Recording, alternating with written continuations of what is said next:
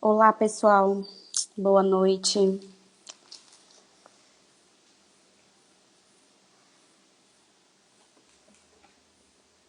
Samuel, o áudio tá bom?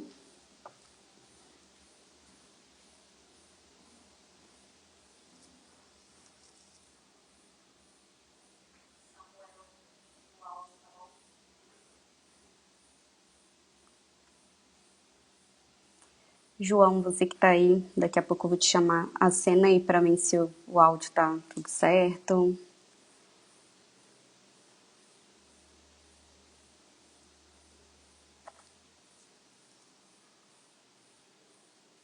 Maravilha. Esperar só mais um pouquinho, o pessoal tá chegando. Pra gente chamar João.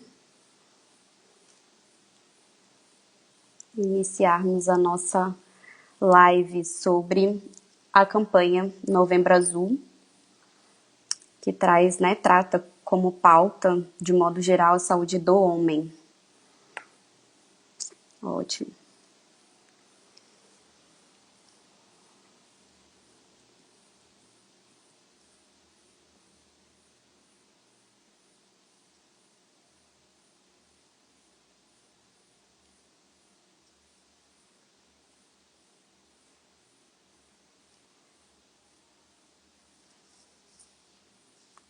João, acho que você pode me chamar aqui para eu te aceitar.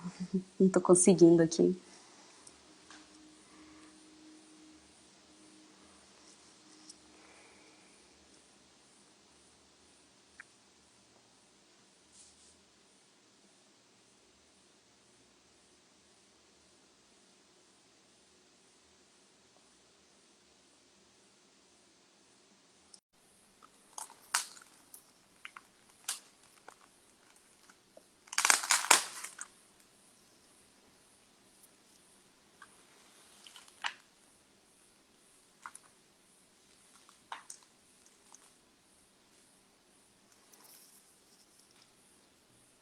Esperando o João aceitar o convite aí para participar.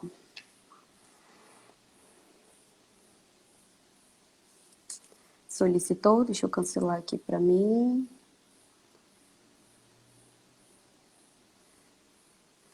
Espera aí que eu vou tentar de novo.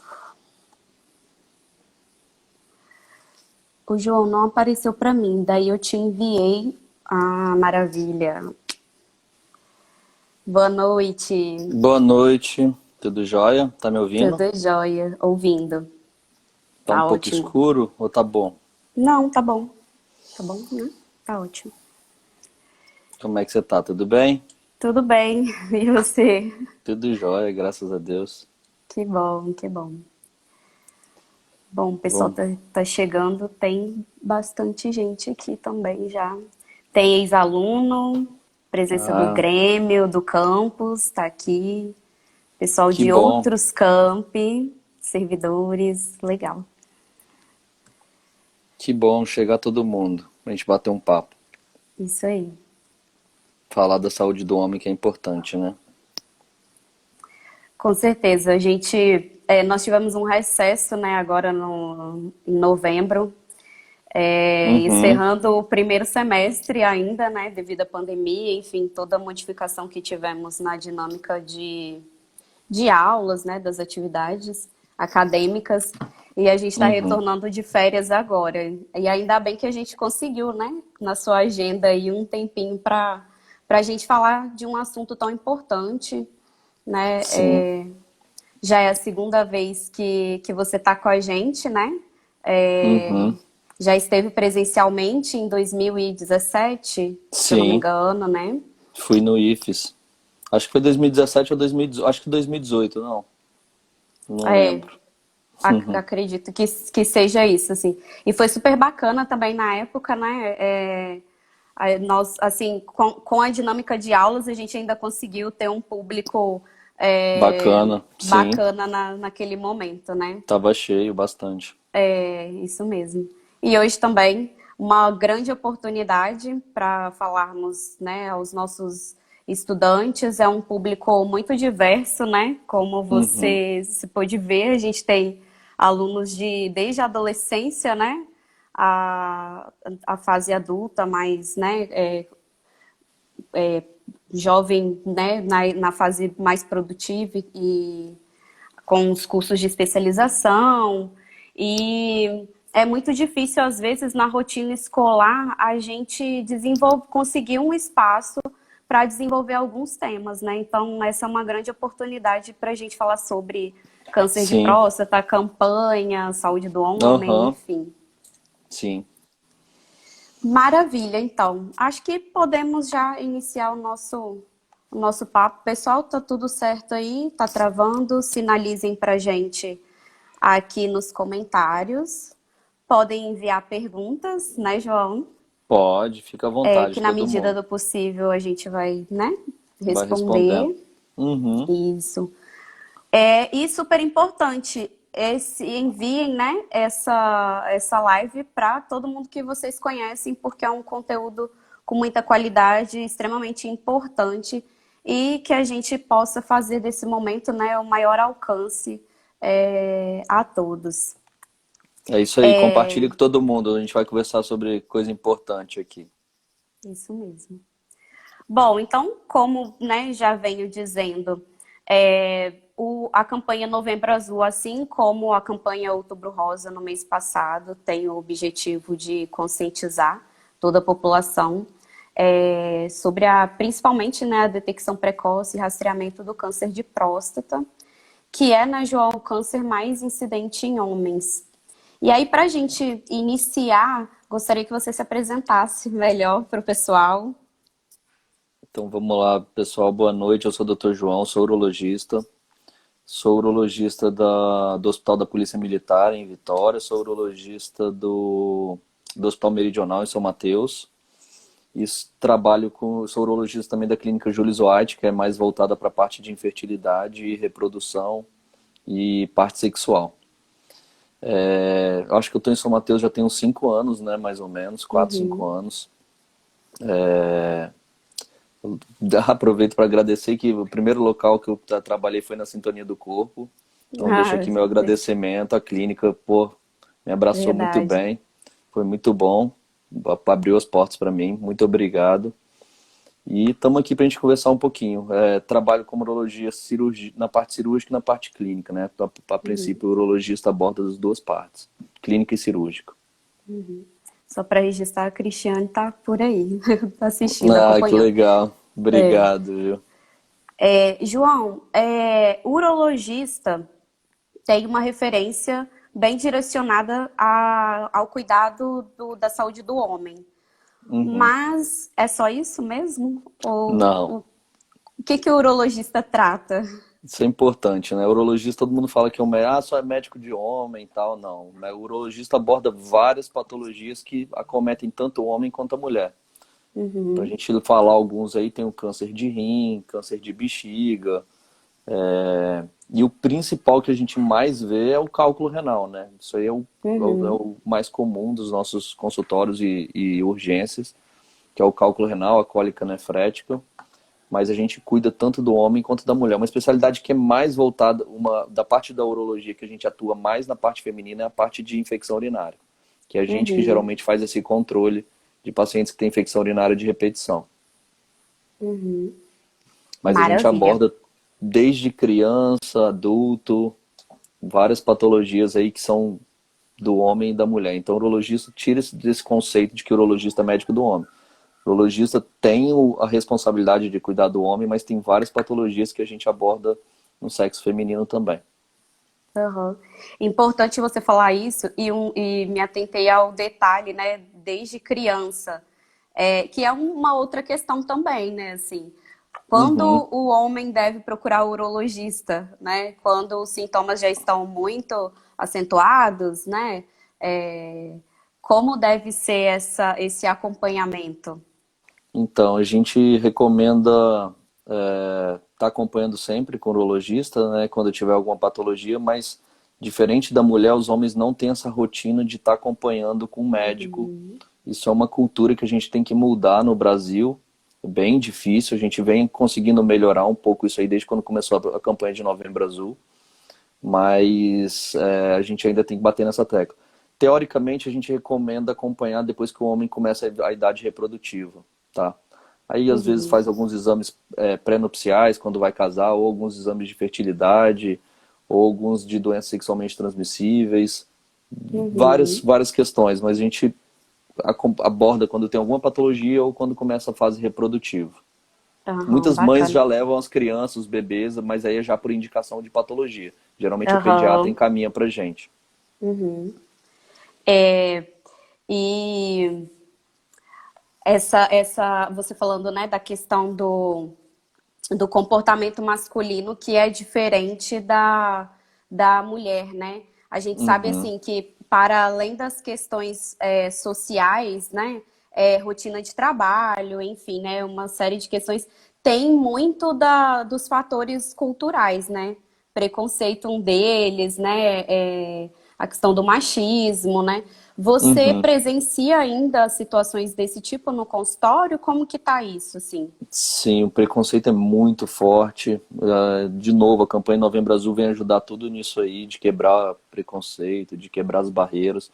Os homens hoje em dia estão mais atentos à saúde e a gente deve muito a essa campanha de Novembro Azul aí, que começou desde a década de 90, tomou força em 2004, quando virou global, e agora Uhum. cada ano que passa tem ganhado mais força, né? Mas a gente fala que o Novembro Azul não, pegando, abordando isso aí, não é só sobre o câncer de próstata, é também sobre a saúde do homem. Então, todo ano a gente aborda geral sobre a patologia, sobre outras patologias e sobre o câncer de próstata também.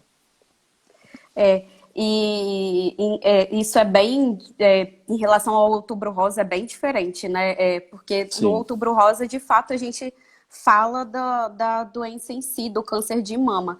E devido a todo esse comportamento, né, do homem mesmo, né, de não acessar, enfim, né, que vem mudando graças à campanha, né, graça. Uhum, trouxe essa pauta tão importante, porque até então, inclusive no SUS, né, nós não tínhamos programas específicos voltados, né, para a saúde do homem, isso começou a ser sim. pensado nesse Uhum. movimento, né, então o Novembro Azul, de fato, é uma campanha que durante minimamente o mês de novembro, a gente trabalha todas essas questões, né, as estratégias, enfim, né, para além do câncer de próstata, né? Que mais pra frente a gente vai ver que também tem outros cânceres que acometem bastante os homens, né?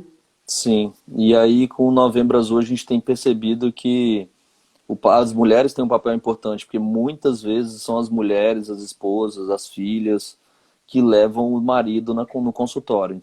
Começa pelo Uhum, Novembro Azul, mas ao longo do ano a gente tem visto um pouco mais isso. As mulheres sempre foram mais cuidadosas com a saúde, desde quando começa com acompanhamento com ginecologista, desde cedo. Então, é uma cultura que está na parte feminina. E aos poucos a gente tem ganhado espaço nisso aí. Os homens acham que são super-homem, né? E que só vão ter problema só vão procurar o médico quando tem um problema. Problema que, uhum, abordando especificamente o câncer de próstata, quando a gente espera para ter problema, aí já está muito grave, que é o que a gente não quer. Cerca de 20% dos diagnósticos de câncer de próstata hoje são diagnosticados tardiamente. E isso para a gente é muito ruim, porque diminui a possibilidade de cura, os tratamentos tornam-se uhum. mais agressivos. Então, o que a gente quer mesmo com o Novembro Azul é conscientizar todo mundo, mas com o objetivo de diagnóstico precoce. Maravilha. João, e falando então sobre câncer de próstata, o que é então, né? Vamos partir do princípio. O que é um câncer de próstata? Então, a próstata é um órgão do sistema reprodutor masculino, só o homem tem. Ele produz uma substância que é para nutrir os espermatozoides, basicamente, é essa a informação. E aí, quando há uma multiplicação desordenada, todo o nosso corpo tem uma renovação celular. E aí, quando há uma multiplicação desordenada e descontrolada, isso se torna um câncer. E esse câncer geralmente é mais tranquilo, mas ele tem alguns aspectos mais agressivos que podem dar metástase e espalhar pelo corpo e dar complicações comuns a qualquer outro tipo de câncer. O câncer de próstata é o câncer mais comum do homem, então essa informação é importantíssima. E Uhum, é o sim. segundo câncer que mais mata. O que mais mata é o câncer de pulmão. mas o câncer de próstata é o mais comum do homem. Então a gente tem que ir atrás dele para a gente não deixar, não ter perdas por causa desse câncer aí que tem tratamento e quando o diagnóstico é precoce a gente consegue até 90% de cura. Uhum. 90% é muito boa. As chances de cura Muito. do câncer de próstata são muito bons. Quando? Quando a gente pega precoce. Então a gente tem que pegar quando estiver no começo. E realmente, assim, a incidência é assustadora, né? Quando a gente olha os dados, né? No Aham. Brasil, quem oficialmente cuida desses dados, dessa estimativa é o INCA, né? O Instituto Uhum, Nacional do sim, Câncer, ligado ao Ministério da Saúde. E são dados que beiram mesmo uma epidemia, assim, né? A sim. cada, num triênio de 2020 a 2022, a estimativa é que a cada 100 mil homens, Uhum, mais de 65 mil serão diagnosticados com câncer aham, de próstata, né? Então, é realmente assustador. A boa notícia, né, que que o câncer ele tem cura quando descoberto, né, precocemente. Então, uhum, é super importante a gente reforçar também isso, né? Porque às vezes às vezes não, né? A gente ainda tem na maior parte da população o estigma do câncer ligado, né, à morte, né? Assim, sim, é quase aham. que sinônimo, né? E hoje em dia, assim, principalmente a gente tem visto o quanto esse trabalho de divulgação, né, João, tem feito Sim, diferença, né? aham. Sim, e a gente diagnosticando precoce tem um altíssimo índice de cura, né? Que é o que a gente quer. O paciente vai viver normalmente a vida toda aí, então a gente quer o diagnóstico precoce para fazer um tratamento menos agressivo e maior índice de cura. Você falou dos dados aí, a gente a cada 38 minutos a gente tem um óbito de câncer de próstata. Isso é um absurdo. Por Nossa. quê? Porque o câncer Uhum. de próstata tem 90% de chance de cura quando o diagnóstico é precoce. Então a gente não quer ter esses óbitos de um óbito a cada 38 minutos. Hoje, a gente diagnostica um câncer de próstata a cada 7 minutos. Então isso Nossa. é um grande número. A gente não vai mudar a quantidade de câncer de próstata que a gente diagnostica, mas a gente Uhum. quer pegar ele precoce, que O é quando a gente estágio, vai né? ter, que a gente vai pegar quando ele tiver com maior chance de cura.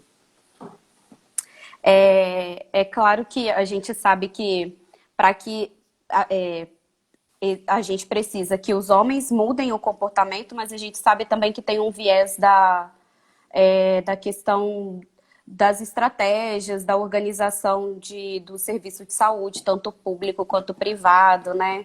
Uhum, Que é preciso discutir muito isso, né? A questão do acesso, enfim, sim. né? Nós temos uma população com um pouco mais de 14 milhões de pessoas, né, desempregadas, a maioria deles, né, são homens Aham, na fase adulta, né, o que alguns teóricos chamam de alta produtividade e, e aí, de fato, assim, são questões que têm um componente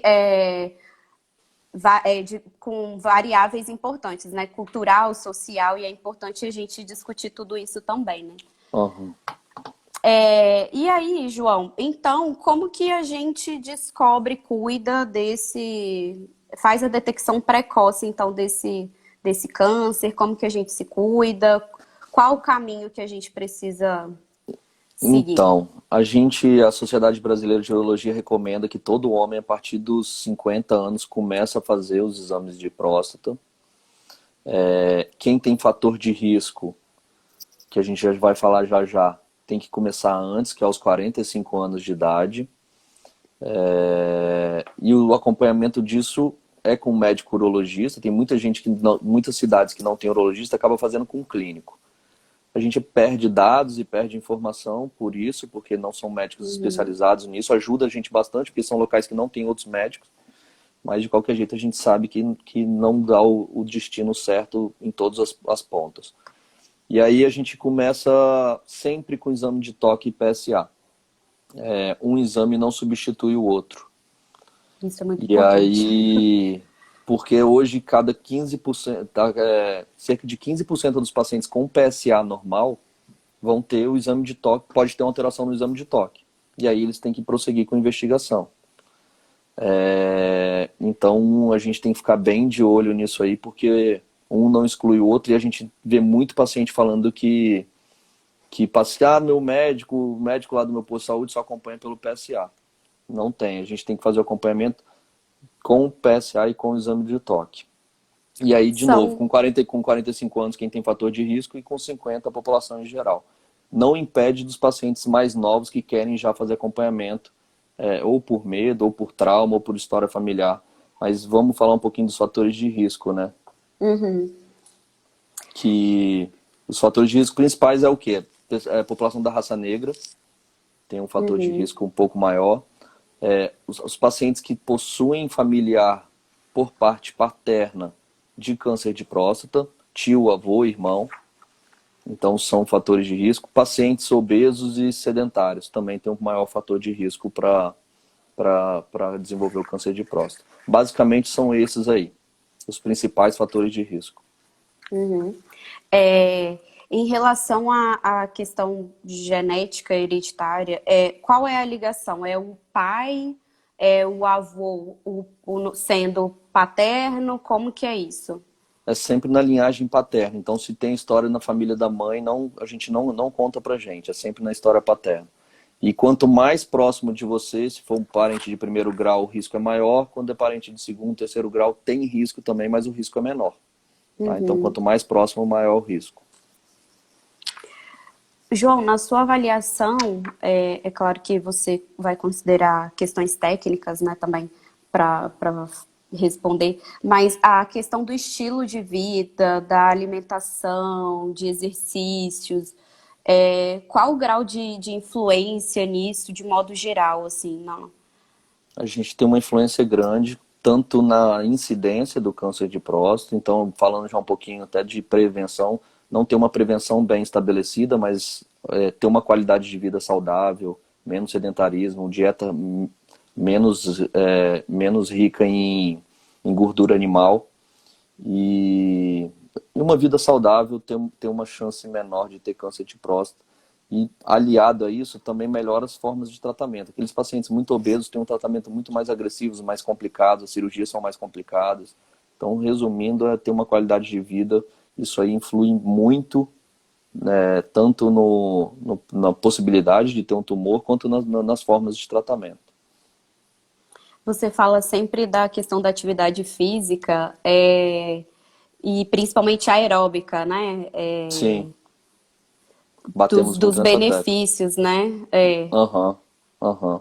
Isso ajuda muito porque Reforça quebra o isso. sedentarismo, e aí também isso aí geralmente vem aliado de uma boa alimentação, que são alimentos que a gente fala variado e colorido, né?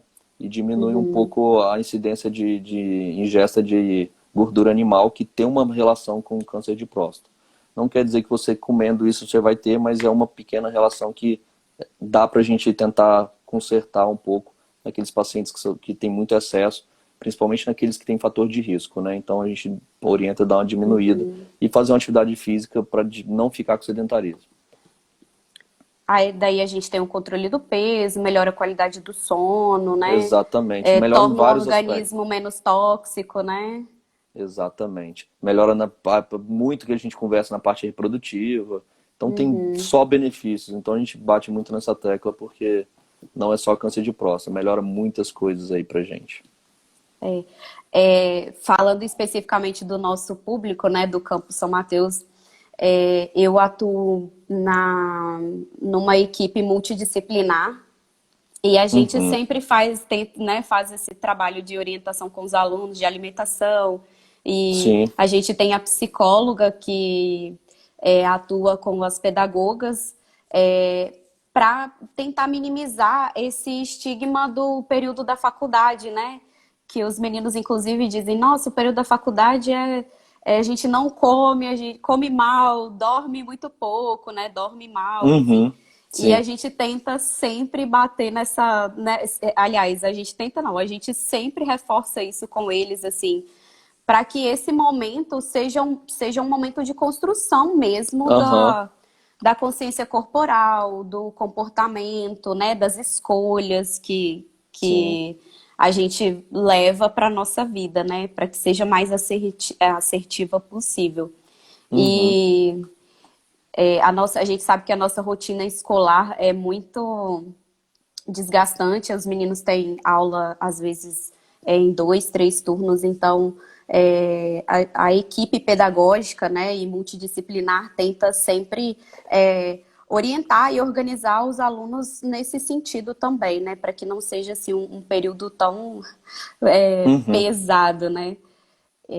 Porque de fato Sim, o organismo, o que a gente vai viver lá na frente é fruto do que a gente vive agora, né? exato. João, outra pergunta que mandaram bastante aqui enviaram pra gente na caixinha de perguntas que a gente fez sobre a relação com o uso de hormônios. Então, Tem, isso é tem bem. relação? Como que é? Eu gosto sempre de abordar isso porque teve uma discussão muito grande na televisão, esses programas de bem-estar, de saúde, falando que a reposição hormonal ela provoca câncer de próstata. Isso não é verdade. Paciente que tem um fator de risco e que provavelmente já ia desenvolver câncer de próstata vai acabar desenvolvendo independente da reposição hormonal. Mas aqui a gente tem que Uhum, falar muito importante uma coisa: reposição hormonal é diferente do uso de anabolizante. O uso de anabolizante aumenta o índice de diversos tipos de tumores, inclusive o câncer de próstata. Às vezes é a mesma medicação, mas a indicação é diferente. Então, reposição uhum, hormonal é completamente diferente do uso de anabolizantes. Então, a palavra-chave é que causa problema o uso de anabolizante. A reposição hormonal sob orientação, não. uhum. Até porque faz Inclusive, controle disso, né? é, uma informação que é importante agora, o paciente que está com câncer de próstata, a gente suspende a reposição hormonal. Porque um dos Uhum, alimentos para o tipo do tumor, quando ele está desenvolvido, quando ele está ali, é a testosterona e a gente acaba evitando. Depois a gente volta, depois que faz o tratamento. Mas essa uhum. pergunta é importante. A gente teve muita discussão em Sim, cima disso um tempo atrás. legal, bacana. É, ainda em relação aos fatores de risco, né? Uhum. Aliás, aos fatores de risco não. Ainda sobre o câncer de próstata, tumores, tem outros tumores? Como que Então, a próstata se comporta em termos de patologia? Então, o câncer de próstata, o principal que quando a gente está falando aqui tudo é o adenocarcinoma de próstata. É um tipo específico que é o mais comum. Cerca de 80 a 90% dos tumores de próstata são adenocarcinomas, que é isso que a gente está conversando hoje. Os outros são tumores atípicos e raros, a gente nem aborda muito. Pode Uhum, acontecer em qualquer outra idade, por outros fatores. Tem mais uma relação mais genética, mas pode acontecer outros tumores sim na próstata, mas o que a gente se atenta mesmo, que é comum, é o câncer de próstata do tipo adenocarcinoma. E aí, que é isso que a gente acompanha pelo toque, pelo PSA, essas coisas. uhum. O PSA é um marcador do câncer de próstata clássico, que é esse adenocarcinoma. Uhum. E aí, no exame do toque, você avalia outros aspectos, né? Como tamanho. Sim, o exame de Por isso que toque é importante que os é dois. importantíssimo fazer para associar as duas informações. O exame de próstata pelo toque dura geralmente 3 segundos, é muito rápido. Os pacientes chegam Uhum, até se assustam, doutor, mas é tão rápido? É muito rápido. No exame a gente consegue pegar o tamanho, a localização, se tem nódulo, se não tem, se tem algum outro aspecto flutuante, várias informações. Então é importantíssimo fazer o exame do toque. O toque e o PSA são para fazer um screening, que a gente fala, que é para fazer um acompanhamento. E tentar detectar quais pacientes que terão que prosseguir com a investigação. Os pacientes que uhum, têm alteração do PSA e do toque, eles vão ter que ir para uma ou alteração de um ou de outro, tá? Eles vão ter uhum, que ir para uma biópsia de próstata. Biópsia de próstata vai ser o exame que vai confirmar ou não se esse paciente tem câncer ou não.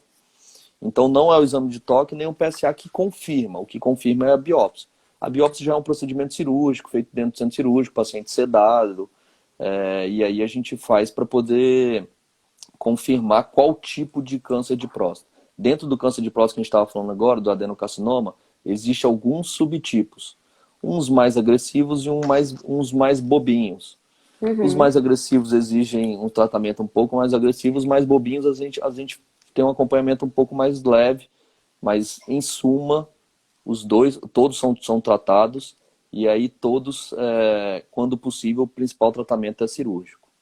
uhum. Faz químio, faz rádio no tratamento. Tratamento inicial principal é cirurgia, quando não é possível faz radioterapia.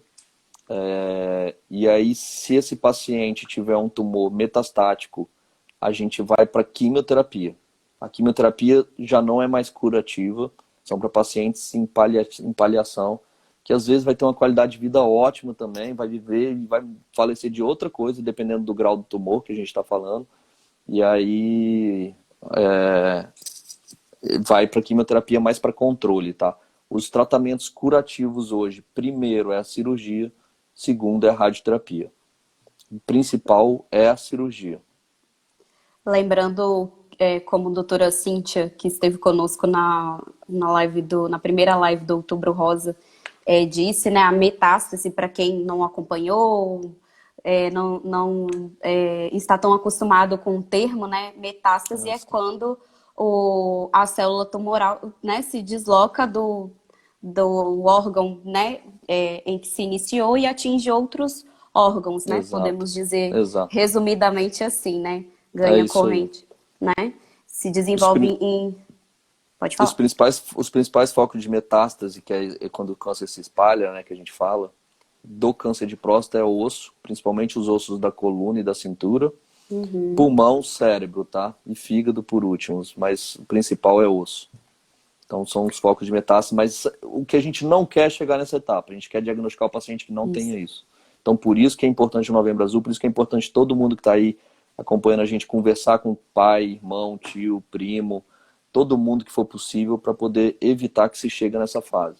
A gente sabe que quando chega nessa fase o paciente tem uma dor absurda, tem um sofrimento muito grande e a gente não quer isso. Hoje, de novo, 20% dos pacientes ainda são diagnosticados nessa fase. A gente quer diminuir isso para zero. Ninguém chegar na fase tardia, todo mundo na fase precoce. Dentro desses 20% que você fala, a média de idade é sempre mais avançada, são idosos, como Sim. que raramente são jovens. A incidência começa principalmente acima dos 50 anos, mas a gente já operou paciente de 39 anos, então a gente tem que Uhum. ficar ligado em vários aspectos. Mas a maior incidência é depois dos 70 anos.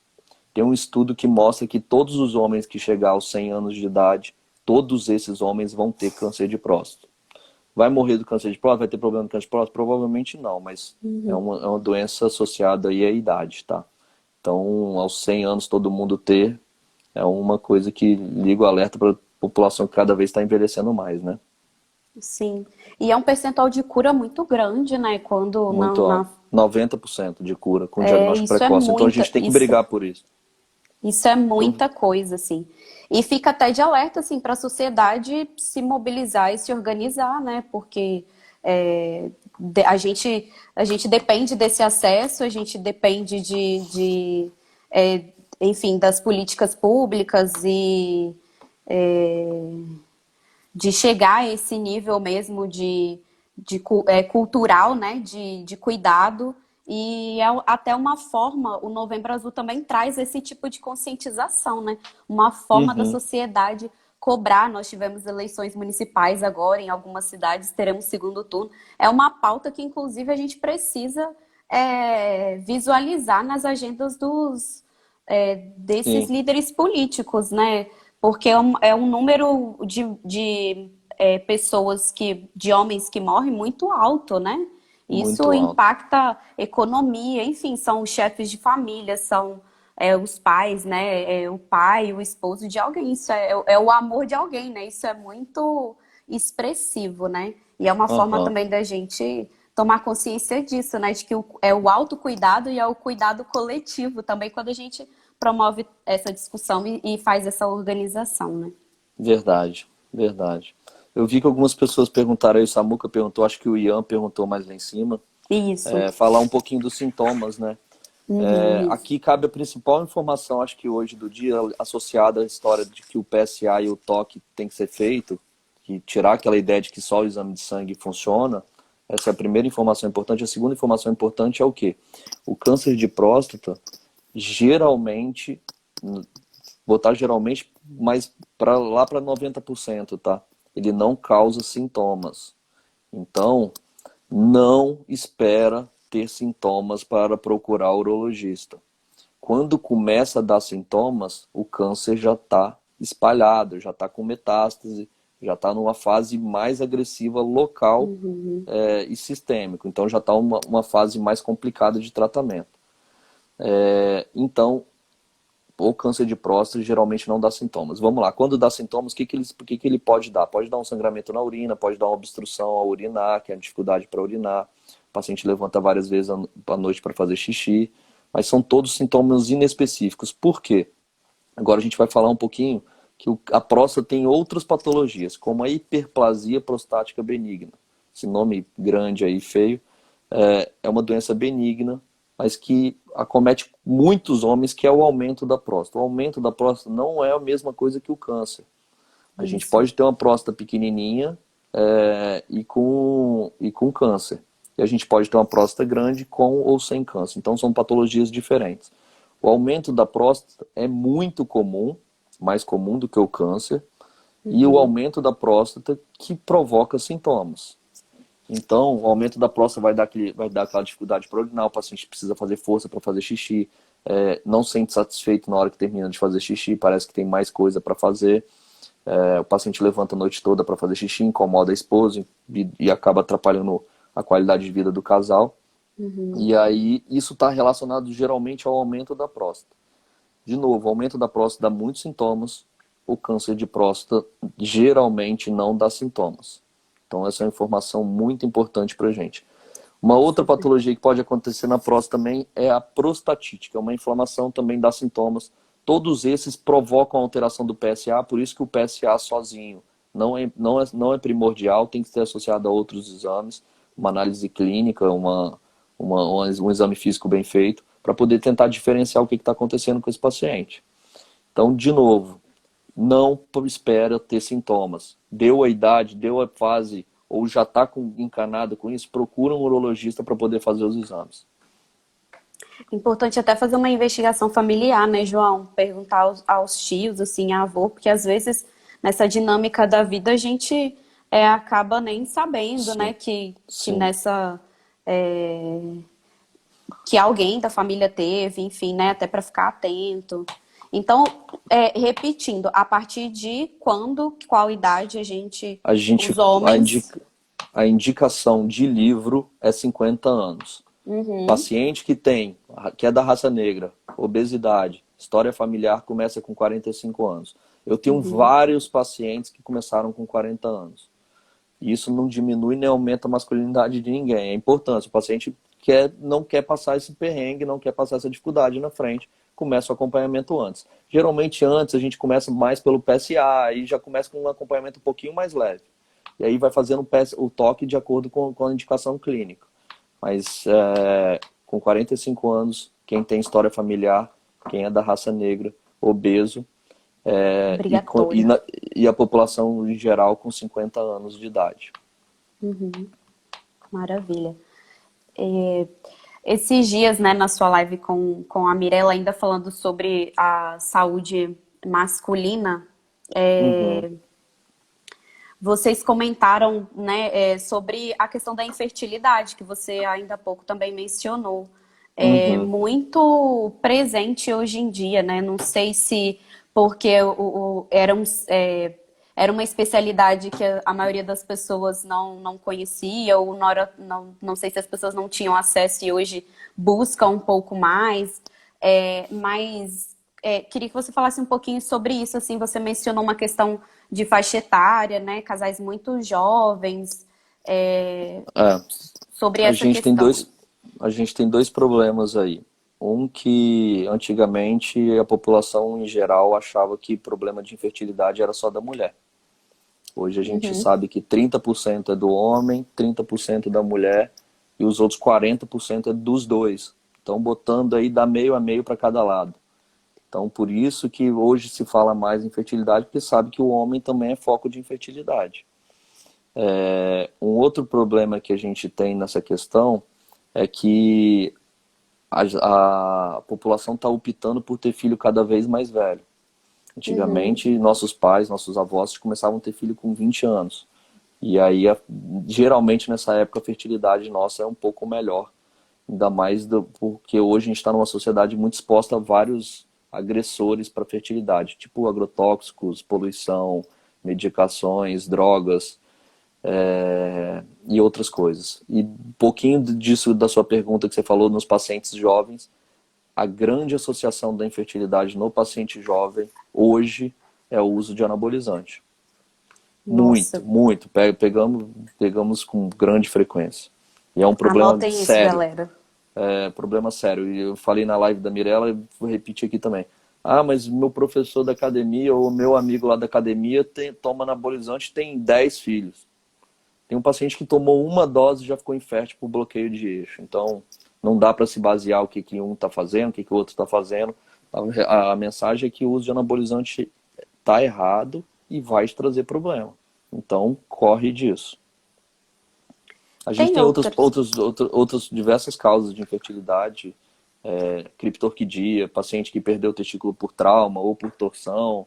Então tem algumas outras coisas aí, mas a maior causa hoje da infertilidade é a varicocele, vai ter causas patológicas, né? Tirando o uso de anabolizante e outras drogas, a maior causa é a varicocele. Varicocele é uma dilatação das veias do testículo que provoca uma má circulação de sangue no testículo e aí provoca uma má formação dos espermatozoides. Isso aí dificulta alguns casais de terem filho.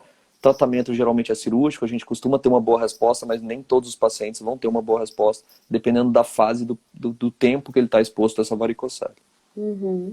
Sintomas? Tem sintomas? Como qual é o mais clássico que a gente tem que ficar de Então, olho? varicocele geralmente não dá sintomas, alguns pacientes sentem um pouco de dor no testículo, mas dor no testículo em homem é a dor mais comum que a gente atende no consultório e nem sempre está associada a varicocele. Recomendação, paciente que está planejando ter filho, a gente já orienta passar com o urologista para uma avaliação, fazer exames e conversar sobre isso, independente da idade. Principalmente nessa questão que a gente está falando aqui, que hoje a população está optando por ter filho cada vez mais velho.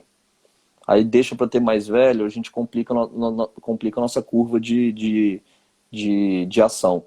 Porque o homem, teoricamente, produz espermatozoide a vida inteira. A mulher tem um número pré-determinado de óvulo. Então, isso aí, quando a gente vai ficando um pouquinho mais velho, a gente tem que correr. Por isso que acaba que a gente tem que fazer muitos casos de fertilização in vitro, porque a gente não tem muito tempo. Então, quanto mais tempo deixar passar também, isso é ruim pra gente. Então, Na janela começou a pensar em ter biológica, né? filho, começou a pensar em ter filho, a gente já orienta alguns acompanhamentos. O pessoal mandou aqui nos comentários sobre outros cânceres mais comuns nos homens. Então, É, nos pode. homens, na idade, na faixa etária que a gente está conversando aqui, né, de muitos alunos e tal, a gente tem muito câncer de testículo. E falando um pouquinho do câncer de testículo, a gente orienta todos os homens. Não é uma recomendação tão bem batida, tão bem discutida quanto o do autoexame da mama, mas a gente recomenda os homens estarem fazendo o autoexame do testículo. De vez em quando palpar ali, ver se sente algum caroço, algum nódulo, alguma coisa. Se tiver alguma dúvida, vai até o urologista. Outros tumores que a gente tem do homem, aí já é comum do homem e da mulher, que é o câncer de bexiga, de rim, de ureter. E aí são comuns com outros fatores de risco que a gente acho que não vale a pena a gente conversar, mas só bateu na tecla que o principal deles é o cigarro. Então corre do cigarro também, falando um pouquinho do que a gente está falando aqui, qualidade de vida. E cigarro atrapalha muito isso. Aliás, o cigarro é o fator de risco presente em todos os tipos de câncer, né? In- Exatamente. Inclusive o SUS, né, o Ministério da Saúde, tem uma política de combate, né, ao tabagismo, né, específica, né, do tabaco, assim, Uhum. né, de modo geral, porque é um fator de risco presente aí em todos os tipos, né? Uhum. E é um hábito também, né, pela questão do estilo de vida, né, uma escolha cada vez mais feita, né, pelas pessoas, pelos jovens, né? A gente cada vez mais. As pesquisas apontam também que as mulheres estão cada vez mais adquirindo o hábito também, né? Sim. E é um fator extremamente importante. A gente se atenta a outras coisas e deixa passar a questão do tabagismo, né? Aham. É, João, pode falar. pode. A gente fala muito do tabagismo, principalmente para o câncer de bexiga, né? Mas Uhum. é o que você falou, vários cânceres de várias partes do corpo estão relacionados ao tabagismo. E aí a gente briga um pouquinho com as políticas públicas que já foi muito mais incisivas quanto ao tabaco. Acho que tivemos grandes avanços e vitórias nisso. Hoje, pelo menos no meu meio, eu vejo muito menos gente fumando, mas eu tenho visto algumas estatísticas assustadoras de pacientes jovens Sim. aí de 18, 15 anos até os 24 que eu não tenho mais contato hoje em dia, mas que são assustadores o número de gente que está fumando nessa idade. E aí a gente tem uma janela da minha época que teve muita informação, muito os serviços públicos e bateram muito na tecla. Eu acho que teve efeito, que eu acho que tem uma janela aí de 10 anos, 5 para cima, 5 para Sim. baixo, que eu vejo poucas gente fumando. E hoje está assustador o número de gente que está fumando mais novo. E até a distorção disso, né, João, do produto, assim, né? Hoje a gente tem outros modos, né? Outros produtos, cigarro Cigarro eletrônico, enfim, eletrônico. né? Sim. Narguilé ou narguilé, né? Enfim, que tem uma questão cultural que a gente sabe precisa respeitar, mas assim, tem um componente aí, um fator que influencia muito na nossa saúde e que as pessoas precisam levar muito em consideração, né? Então também tem isso, assim, essa é, é, houve essa mudança de imagem mesmo, de abordagem, inclusive nas mídias, né, propagandas. E isso também dificulta o nosso trabalho de conscientização enquanto agente da saúde, né? Assim, para falar especificamente para um público tão jovem como a gente tem, né? Nas E escolas, nas isso. universidades. E hoje a gente fala como prevenção, mas é tão difícil chegar para o paciente lá que está com câncer de bexiga e falar assim, você está com câncer de bexiga, a principal causa é o que você está fumando. Aí o paciente, mas agora não tem. Exatamente, agora não tem mais o que fazer. É. Então a gente tem que trabalhar com a prevenção. Então, antes de chegar nessa fase traumática, a gente tem que falar que está com câncer de bexiga ou com câncer de rim. Que são cânceres que com mais agressivos, inclusive, né, assim, do ponto de vista sistêmico mesmo, né, a questão de Sim, metástase, né, o câncer de bexiga é bem agressivo. De é, rim também. a questão de lidar com os sintomas, né, o manejo clínico não é fácil, né, para a pessoa que convive com esse tipo de câncer, né, de bexiga. Uhum, sim,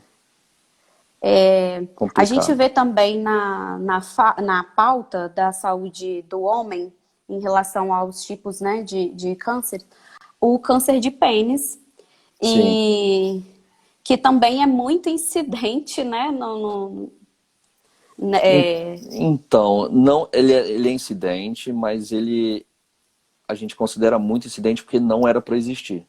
Tipo assim, uhum. não é dos cânceres mais comuns, assim, mas o pouco que já tem pra gente já é um absurdo. Porque é um tipo de câncer que não era para existir. Está relacionado principalmente ao HPV e à higiene. Então a gente tem que se cuidar quanto a isso, né? Pois é, um hábito de higiene, né? Sabonete, sabão. Água e sabão e higiene é o principal modo de prevenir o câncer de pênis. A gente sabe que o HPV tem fortíssima relação com isso, mas o principal aí é a higiene. E aí a importância, né, João, da gente reforçar a questão da vacinação, né? Vacinação, principalmente aqueles pacientes que não começaram a fase reprodutiva ainda. Eu acho que pelo SUS as mulheres já são vacinadas automaticamente e de uma maneira mais fácil. Os homens ainda estão numa batalha aí para poder, acho que não sei a Os última meninos, regulamentação. os Pode falar. meninos começam a partir dos 9, de 9 a Uhum, 12 anos. E as uhum, meninas a partir dos, se eu não me engano, 12 anos, 11 uhum. anos. Eu não sei a Então, facilidade do acesso a isso. Essa aqui é a minha grande dúvida. o que a Se eles estão gente tendo acesso. o que a gente vê, né, em relação ao município, a atenção básica, né? até então tem funcionado, assim, né?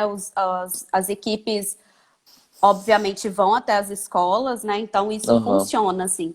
Às vezes a gente encontra resistência dos pais, porque muitos acreditam que, inclusive, que pode estimular precocemente, né, a prática sexual da criança, do adolescente, Uhum. e a informação desconstrói esses paradigmas, esses preconceitos. Sim. Então, é extremamente importante, tanto os meninos quanto as meninas, né, de procurarem a unidade de saúde.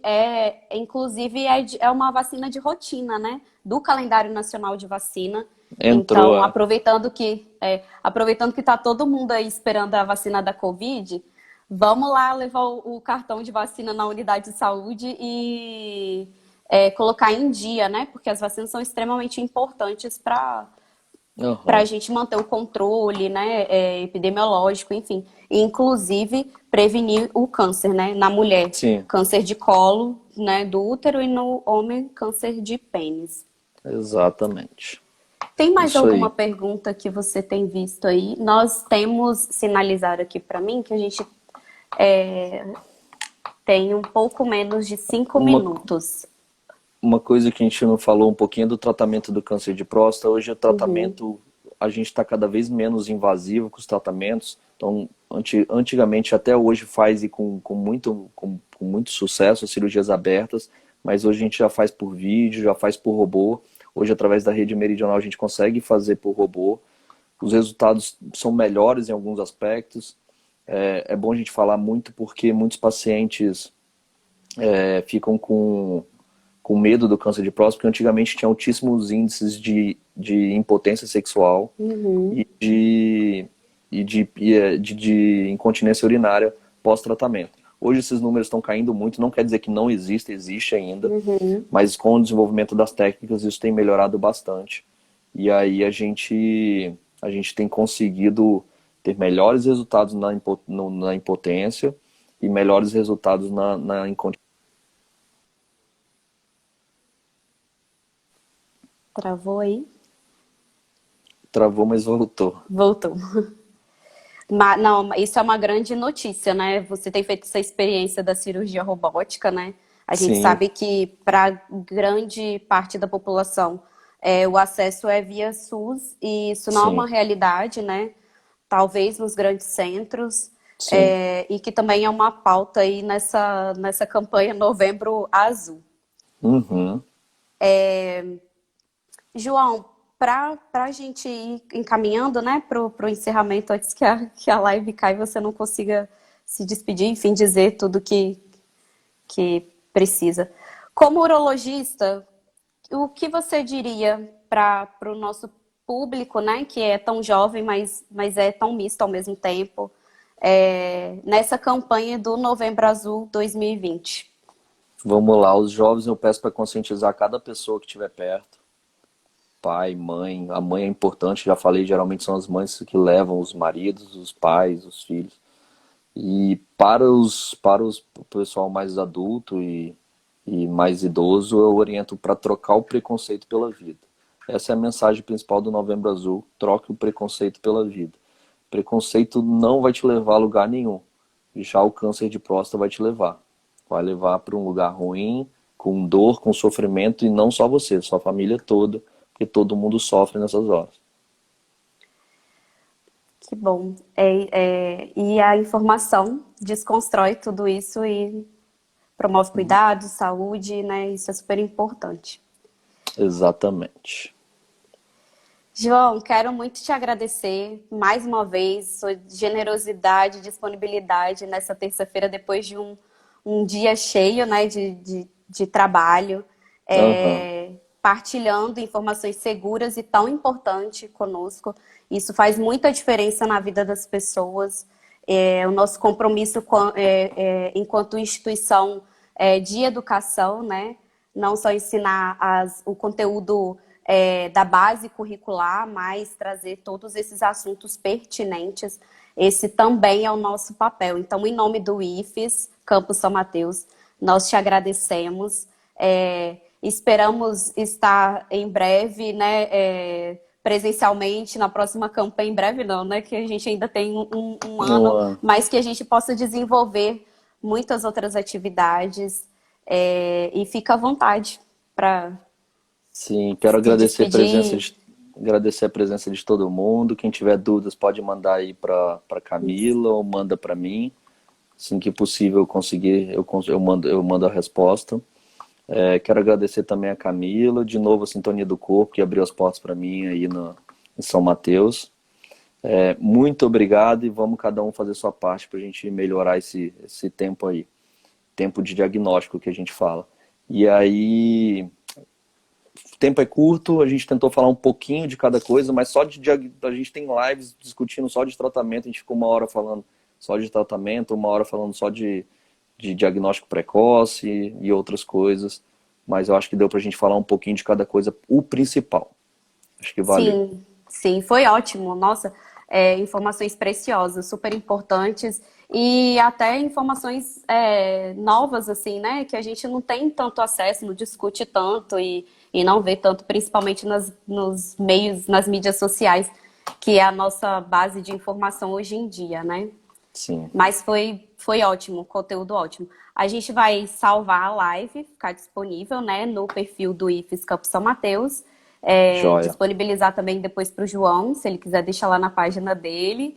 Tá, joia. E aí vocês continuam compartilhando, porque foi uma aulinha aqui, uma aula, né, sobre saúde do homem, é extremamente importante, vale a pena a gente continuar com esse conteúdo aí, acessível a todas as pessoas. Isso aí. Certo? Obrigadão, gente. Boa noite pra todo Pessoal, muito mundo. obrigada. João, gratidão, viu? Tá, joia. Valeu, gente. Tchau, tchau. Valeu, até.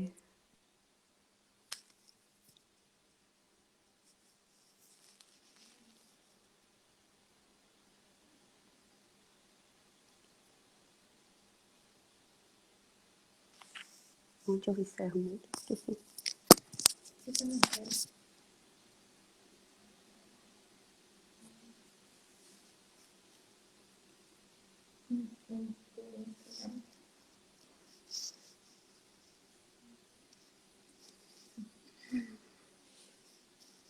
O João saiu. Meu Deus, como que eu encerro aqui? Eu não tô. Copiar link, compartilhar.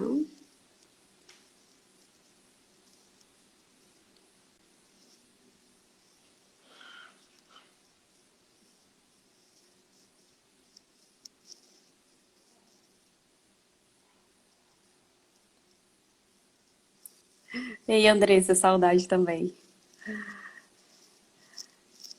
Gente, eu tô tentando encerrar a live e não estou e não estou sabendo. Vamos lá. Ela vai encerrar agora também. Mas eu acho que também já vai encerrar. Obrigada, Can, pela presença. Marcelo, Aline e Fran. Obrigada, viu? As lives agora têm um tempo maior. Ah, Samuel! Poxa vida! Soubesse. Samuel, então sinaliza aí pra mim onde eu encerro, porque eu tô com medo de fechar aqui no X e perder o conteúdo, né? 2 minutos? Então tá bom.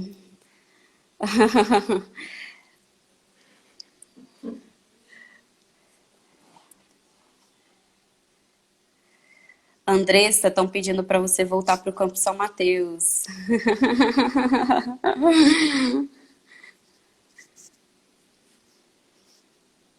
Samuel, da Comunicação Social do campus, muito obrigada, viu, por nos apoiar em todas as lives, todos os projetos. Fundamental, seu trabalho. Tô esperando encerrar aqui. Melhor esperar, né? Senão pode perder. Verdade. A gente não conseguiu salvar a de Marcelo. E aí, não vamos correr esse risco hoje, né? Já que deu tudo certo, o áudio funcionou.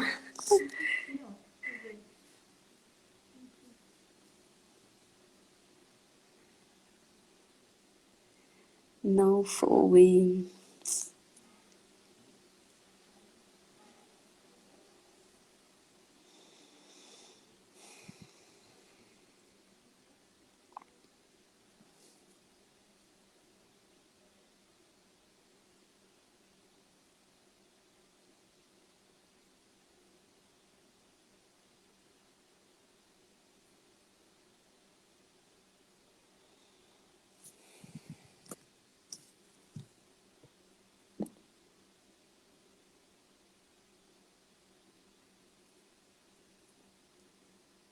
Uma hora e meia.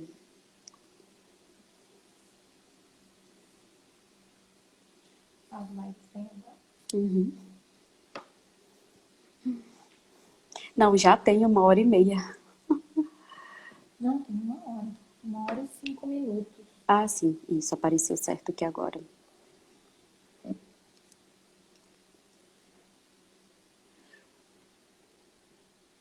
Pessoal, vocês podem irem saindo, que aí eu acho que a gente consegue encerrar.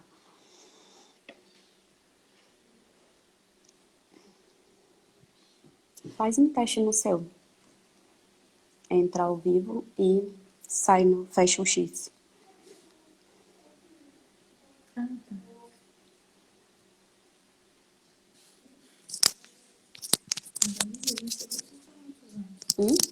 A da Isis encerrou com 55 minutos. É mesmo?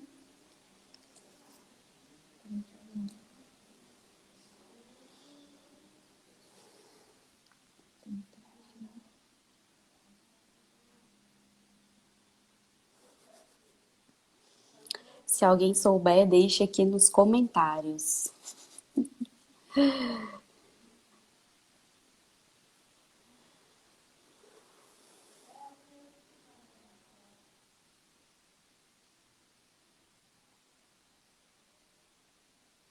Não, vai lá no seu Stories, no seu ao vivo.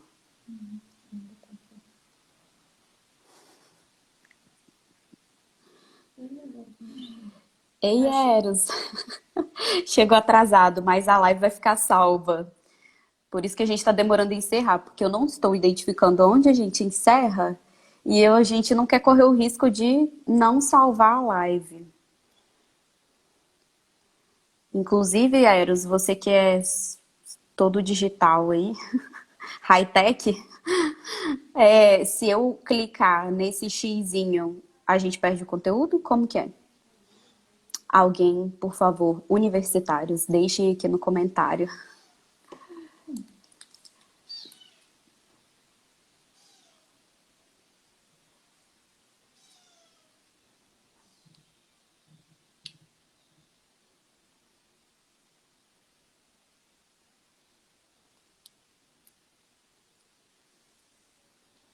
Deixa eu fazer um teste aqui.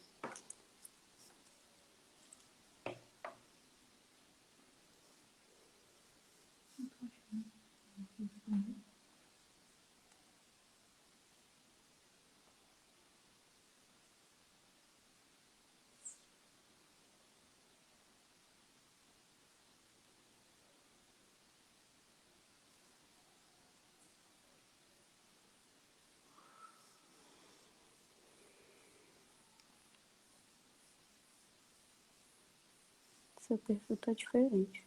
Não sei por que não. Deve ser atualização. Uhum. Deixa eu testar o seu. Tenta sair mais marca para salvar. Fechar?